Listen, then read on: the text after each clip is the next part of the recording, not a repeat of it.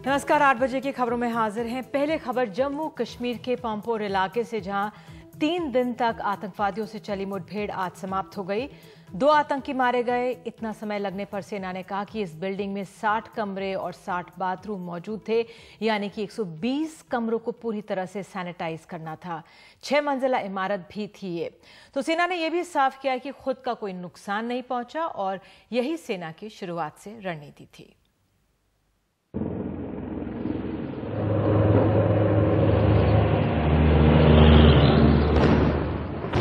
पंपोर की इसी EDI building में सोमवार को 2 आतंकवादी घुस गए, लेकिन फिर जिंदा बाहर नहीं आ सके।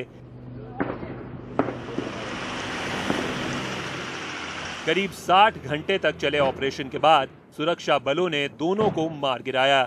मारे गए आतंकियों के पास में भारी मात्रा में हथियार और गोला बारूद बरामद हुआ है। जब ऑपरेशन के लिए आएंगे तो कैजुअलिटीज कॉज करे, और दूसरा ये कि जितना टाइम वो इन्होंने बिल्डिंग भी इस वजह से चुनी थी कि जितना टाइम वो निकाल सके, so that they are able to draw the attention. Operation खत्म हो चुका है और दोनों मिलिटेंटों को मार गिराया है। ऑपरेशन शुरू होने के साथ ही आर्मी ने यह फैसला किया था कि कितना भी वक्त इस ऑपरेशन में लगे, वो कोई भी कैजुअलिटी लेने के लिए तैयार नहीं है। इतने लंबे समय तक चले ऑपरेशन को लेकर सेना का तर्क है कि बिल्डिंग 6 मंजिला है और 60 कमरे हैं और हर कमरे के साथ बाथरूम भी।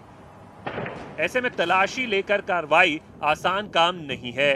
फिर शुरू में यह भी आशंका थी कहीं इस बिल्डिंग में आम लोग न हो। सेना इस बिल्डिंग को उड़ाना भी नहीं चाहती थी। हर एक कमरे की ड्रिल बराबर है, इसी कारण से इसके अंदर में थोड़ा टाइम लगता है, because things are not that simple. It takes its own time to do. That's why it has taken whatever time it has taken. इसी साल फरवरी में इसी बिल्डिंग में आतंकवादियों के साथ गोलाबारी में सेना के 3 जवान शहीद हुए थे। इस वजह से भी सेना एहतियात बरत रही थी। सेना ने पूरी एहतियात के साथ इस कार्रवाई को अंजाम दिया। भले ही 3 दिन लग गए, लेकिन सेना की पूरी कोशिश थी कि उसका खुद का कोई नुकसान ना हो और आतंकी ढेर हो जाए।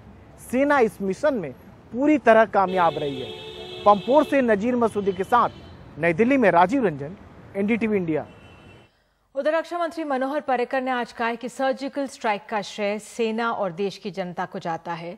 यह भी दावा किया कि सेना ने पहले कभी सर्जिकल स्ट्राइक नहीं की।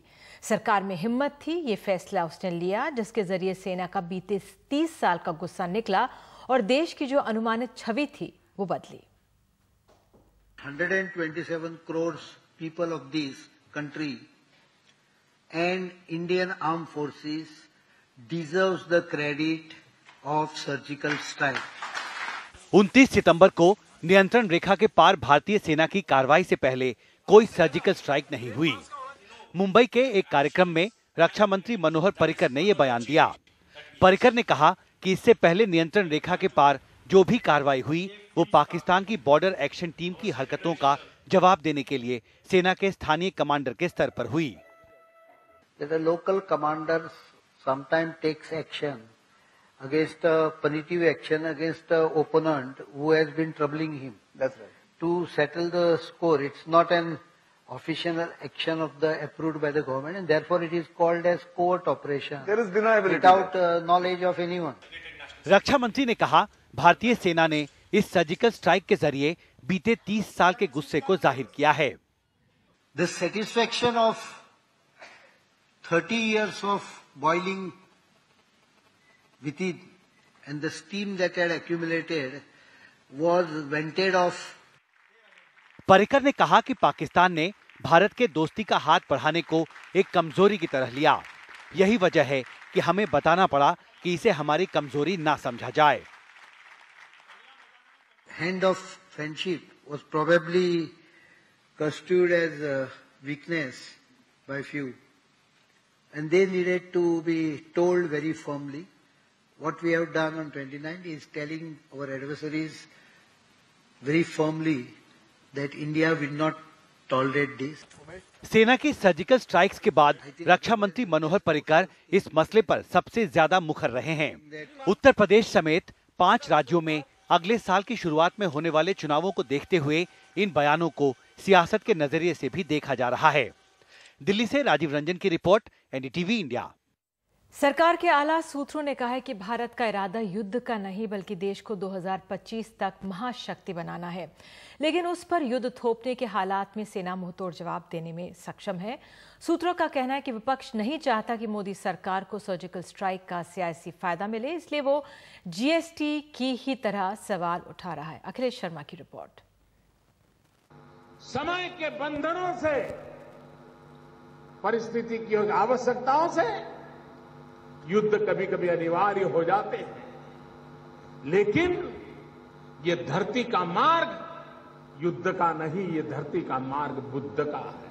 अगर भारत पर कोई युद्ध थोपा गया तो भारत उसका जवाब देने के लिए पूरी तरह तैयार है। आला सरकारी सूत्रों का कहना है कि हमला होने पर भारत करारा जवाब देगा। जवाबी कार्रवाई पूरी जिम्मेदारी के साथ होगी।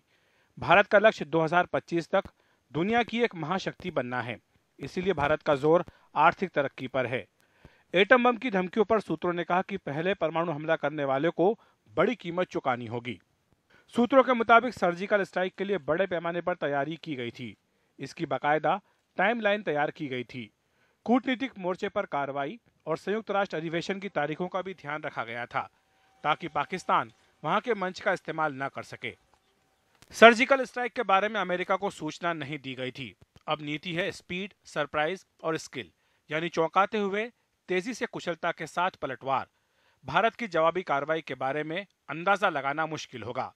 आतंकवादियों के खिलाफ फिर से सर्जिकल स्ट्राइक करना अब ज्यादा आसान है। विपक्ष नहीं चाहता कि मोदी सरकार को सर्जिकल स्ट्राइक का सियासी फायदा मिले। सरकार ने साफ कर दिया कि सर्जिकल स्ट्राइक के सबूत नहीं दिए जाएंगे। दरअसल सरकार का मानना है कि जिस तरह अपने ही जीएसटी बिल को कांग्रेस ने सिर्फ इसीलिए आखिरी वक्त तक रोकने की कोशिश की ताकि बीजेपी को उसका सियासी फायदा न मिले, ठीक वैसे ही पुरानी सर्जिकल स्ट्राइक के बढ़ चढ़कर दावे किए जा रहे हैं। सरकार त्योहारों के दिनों के लिए भी सतर्क है। सूत्रों का कहना है कि घाटी में अभी करीब 250 आतंकवादी सक्रिय हैं। ये आतंकी देश के दूसरे हिस्सों में भी बड़ा हमला कर सकते हैं।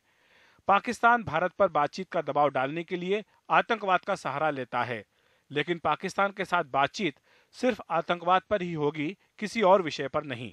इतिहास गवाह है कि दुनिया में उसी की चली है जिसके पास शक्ति है। शक्ति की पूजा भी होती है, शक्ति सत्य भी है। बदले भौगोलिक राजनीतिक हालात में भारत एक नई नीति और नए विश्वास के साथ सामने आया है कि देश के हितों पर वार होने के हालात में सिर्फ कड़ी निंदा ही नहीं होगी, बल्कि सख्ती के साथ हर मोर्चे पर उसका जवाब भी दिया जाएगा। दिल्ली में अखिलेश शर्मा, एनडीटीवी इंडिया।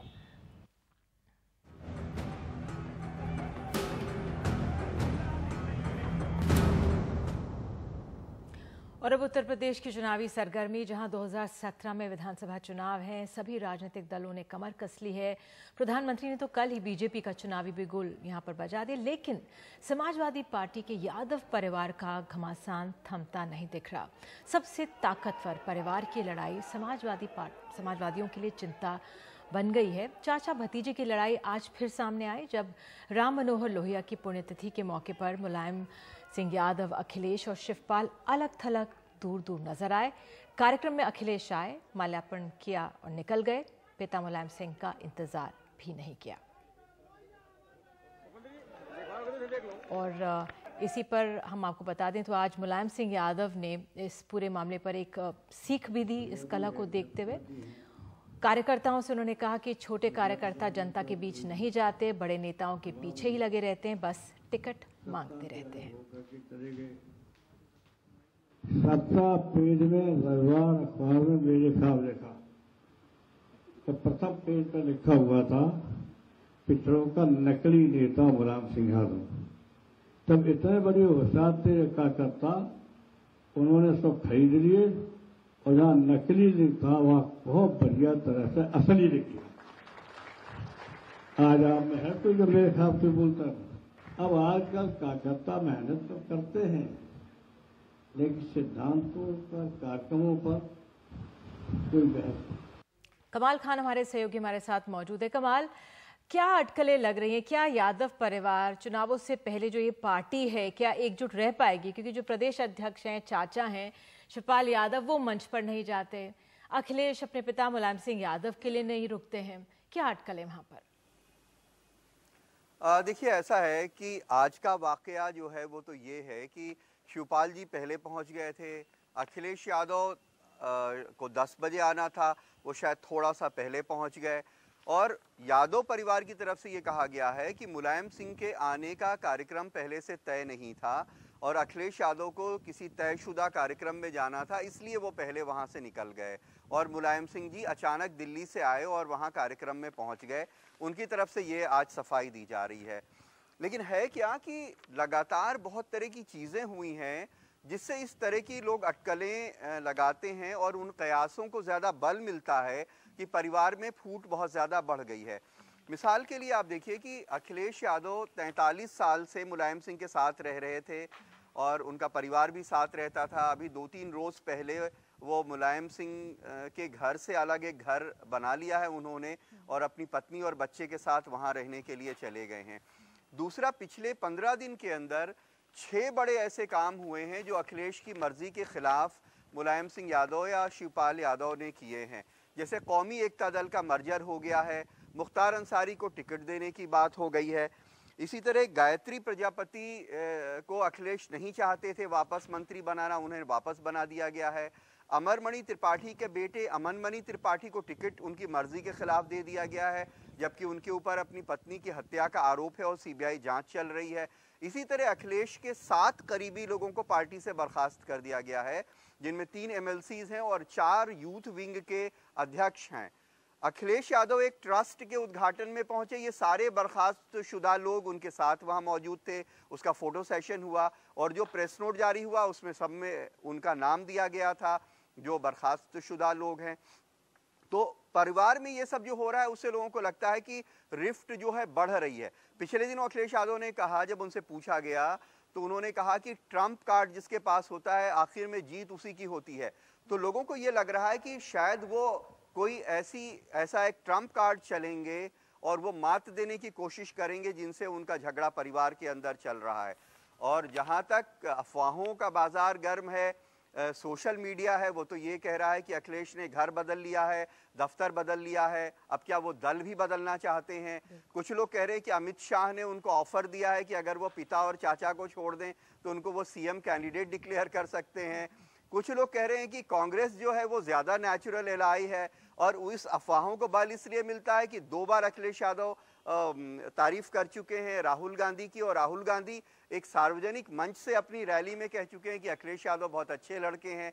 तो ये जो झगड़ा है उसके ऊपर अफवाहें बहुत तरह की हैं और इसका नतीजा ये हुआ है कि बहुत सारे कार्यक्रम जो पहले से तय थे समाजवादी पार्टी के, अखिलेश यादव की रथ यात्रा निकलनी थी, मुलायम सिंह की 6 तारीख को आजमगढ़ में रैली होनी थी, कुछ स्टेट एग्जीक्यूटिव होनी थी, कई तरह के कार्यक्रम जो है वो पोस्टपोन हो गए हैं।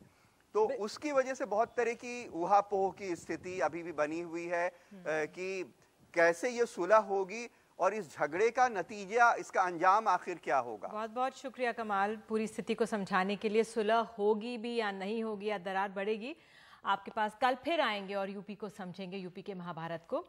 और अब बता दें जो दूसरा खेमा है, बहुजन समाज पार्टी की प्रमुख मायावती प्रचार की उनकी जो गति है वो पकड़ चुकी हैं। वो रोज एक बयान जारी कर रही हैं। आज उनके निशाने पर प्रधानमंत्री मोदी थे। प्रधानमंत्री के कल के लखनऊ के भाषण पर उन्होंने कहा है, आतंकवाद को खत्म करने के लिए जटायु श्री राम का वर्णन किया, अच्छी बात है। बेहतर होता अगर प्रधानमंत्री जवानों की तारीफ में भी कुछ बोलते।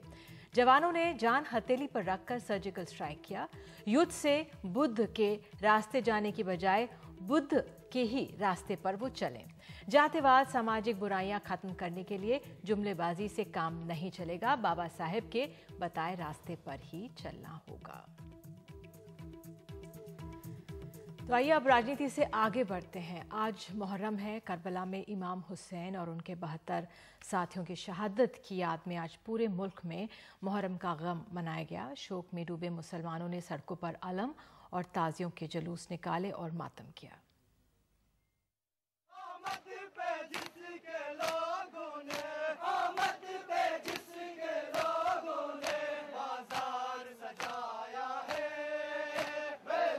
उस शहादत की याद में इस जमीन के हर जर्रे पे मुसलमान मातम करते हैं।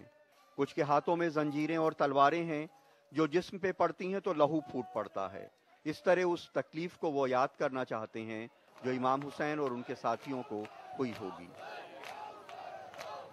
आज भी अगर दुनिया से दहशतगर्दी खत्म करना है, आतंकवाद खत्म करना है, तो इमाम हुसैन का पैगाम दुनिया तक पहुंचाना होगा। तो देखो किस तरह से हम जुल्म के खिलाफ अपनी जान दे सकते हैं, अपना सर कटा सकते हैं, चाहे हमारे बच्चे 3 दिन के भूखे प्यासे क्यों ना हो। वाकया सन 680 का है। सीरिया में अमीर मुआविया की मौत के बाद उसका जालिम बेटा यजीद बादशाह बना, लेकिन पैगंबर मोहम्मद साहब के नवासे इमाम हुसैन ने उसकी हुकूमत के खिलाफ आवाज बुलंद की। यजीद की फौजों ने उन्हें करबला में फरात नदी के किनारे घेर लिया, दरिया पे पहरा बिठा दिया। इमाम हुसैन और उनके 72 साथियों को 3 दिन का भूखा प्यासा शहीद कर दिया गया। पैगंबर के घर की औरतों को रस्सियों से बांध के घुमाया गया। इस वक्त जितने भी दुनिया में आतंकवादी हैं, सब यजीद के मानने वाले, सब यजीद के मानने वाले। इसका मतलब दुनिया का सबसे बड़ा आतंकवादी जो था वो यजीद था। मुस्लिम विद्वान मानते हैं कि पैगंबर मोहम्मद साहब और उनके नवासे इमाम हुसैन को हिंदुस्तान से खास लगाव था, इसलिए भी हिंदुस्तान में मुहर्रम एक अलग अहमियत भी रखता है। रसूलुल्लाह जो हमारे पैगंबर हैं, उनके सिलसिले में ये है कि उन्होंने फरमाया था कि हिंदुस्तान से मुझे अमन की हवाएं आ रही हैं वहाँ। लिहाजा इसका मतलब है कि शुरू ही से हिंदुस्तान को अमन का प्रतीक समझा गया है। इस जंग में इमाम हुसैन और उनका पूरा कुनबा शहीद हो गया, लेकिन दुनिया की एक निराली जंग है जिसमें हारने वालों के याद में लोग 1500 साल बाद आज भी आंसू बहा रहे हैं, लेकिन जीतने वाले यजीद के नाम पे किसी मुसलमान ने उसकी मौत के बाद अपने बेटे का नाम यजीद नहीं रखा। लखनऊ में कैमरामैन रमेश वर्मा के साथ कमाल खान, NDTV इंडिया। और खबरों में आपको आगे बताएंगे, गोवा में मोनिका हत्याकांड में क्यों है पुलिस भी हैरान।